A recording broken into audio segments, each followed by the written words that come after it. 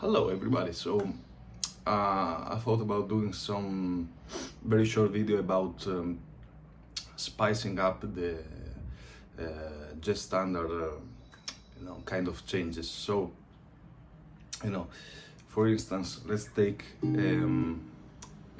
Autumn Leaves in G minor. So the chords to Autumn Leaves is they are, I think, pretty much everybody knows the change. So we are in G minor, and we start with C minor 7, F7, which is 2-5-1 to 2-5, sorry, to B flat, E flat, 2-5 of G minor. So A flat 7, sorry, A minor 7 flat 5, D7, and G minor 6.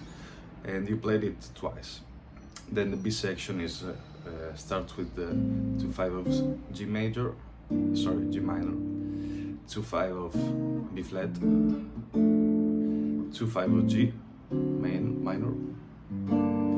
Then usually we play this descending line, which is G minor, G flat 7, F minor, E7, and then sometimes, like I used to put the E flat and then the 2-5 to G minor. So this is the basic structure.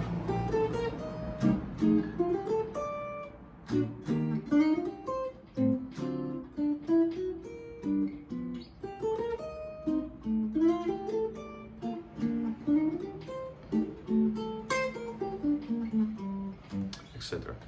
So the first thing would be to spice up all the 5 chords. We start on C minor 7, then we have F7. So we can already do something with it, like, go with the flat 9, which sounds cool.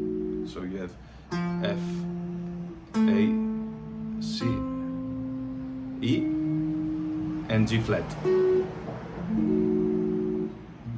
which is a nice color. Also nice to play the major 9 going flat 9 and then resolving to the F, So you get kind of a line in the accompaniment. Or maybe we can try with the sharp 9, which can go to the major 7 of the B flat. So sounds good too.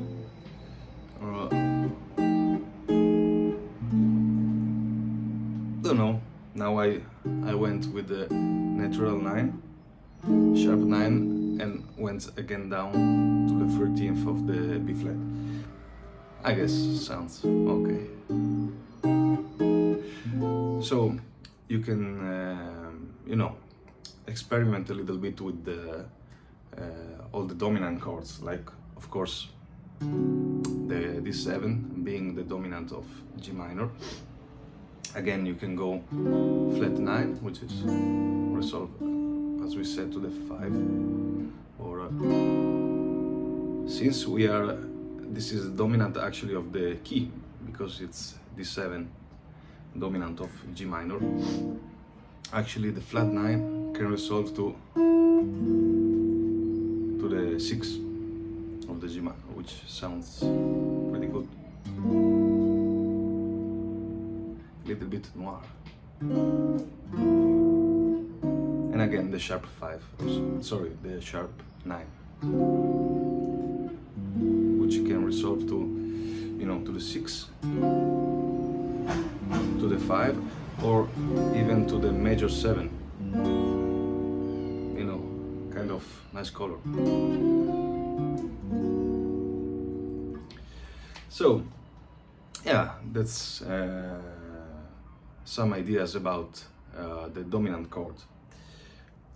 Now, if you want to do something a little more out of the changes, we can also change like the minor chords. So let's see. This C minor 7, usually is C minor 7, right? But we can spice it up by playing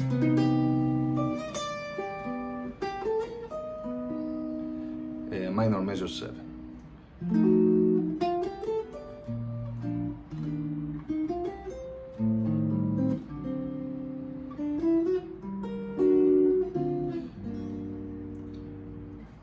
So that's not too bad, right?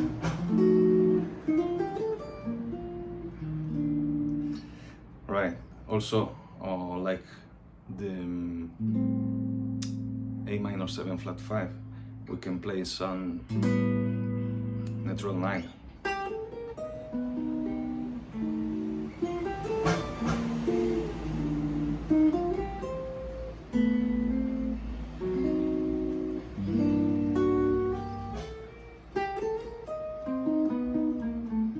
Now, for instance, I played this kind of line, where really cliche line, where I go from root down to major 7, minor 7, and major 3rd of the F7.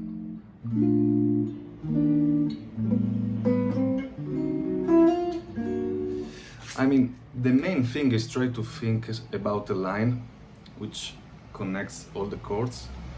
That's actually what I'm looking for all the time while accompanying.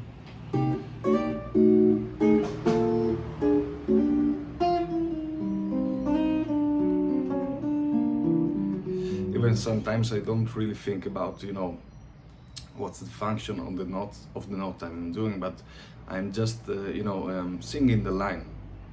If the line sounds good to me, I don't care about the chord.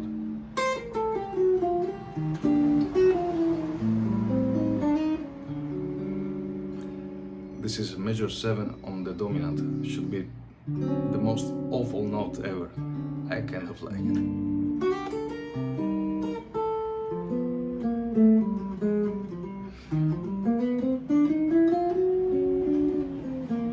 Kind of blues.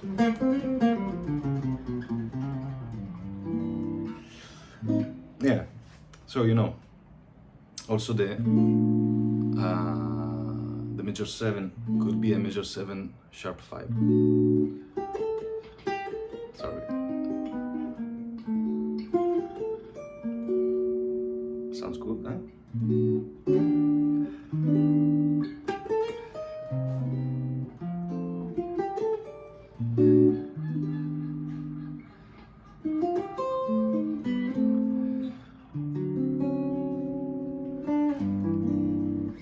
Alright, so again, try to experiment with the changes and find some line which connects all of them and makes kind of a melody, you know, going throughout the chords. Of course, if you do this kind of thing while someone is playing the theme, you have to be extra careful about theme notes, right? Not to be, you know, against them. And but if you're doing your solo chorus and you're accompanying, you can experiment a little bit, you know, while listening.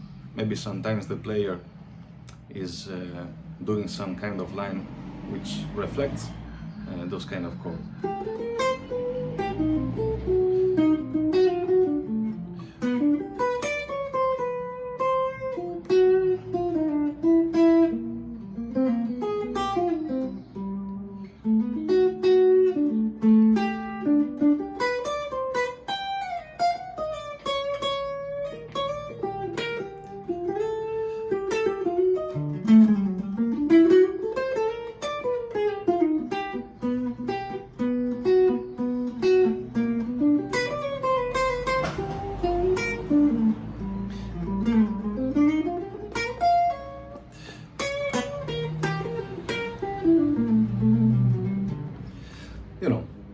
So now I was improvising and thinking about these different colors. And one last thing you can do is substitute again the chords, but instead of playing like, you know, minor, minor 7, minor major 7, major 7, major 7, flat, sharp 5. Sometimes, like in this case, all the notes are the third of the chord, you know, so we have E flat, F7 doesn't, still, sorry, I'm realizing I'm saying some bullshit, is the third that goes to the 7. I'm sorry.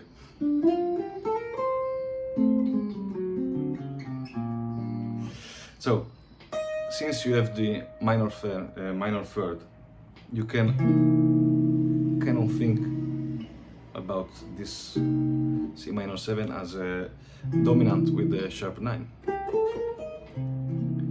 which works good also because we have a perfect fourth step between C and F. So if you know a little bit of theory, when you have this kind of step, this is basically a 5-1. You know, this kind of things. So even though we have a minor chord, actually we can move it, we can treat it as a dominant. So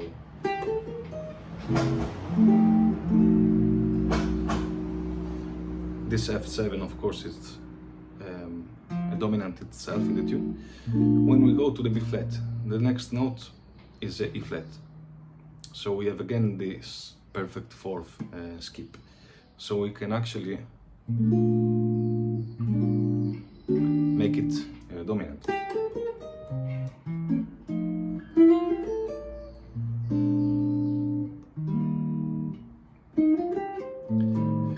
Now again we have A going to D. So again it's a perfect fourth. So we can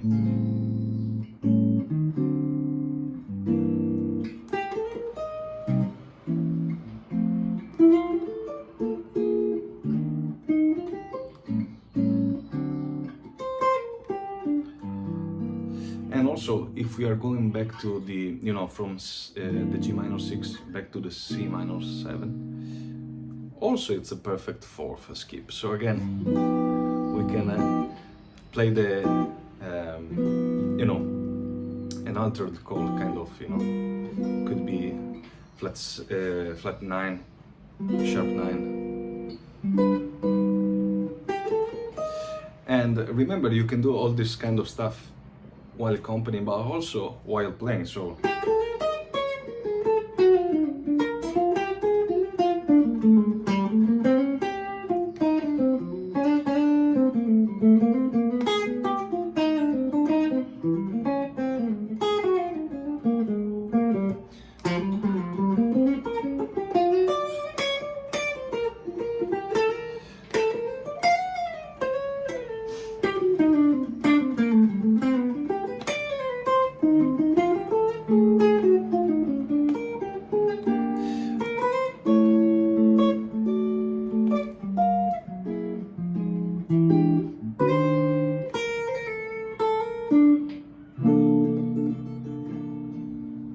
So these are just a couple of things that I wanted to share with you.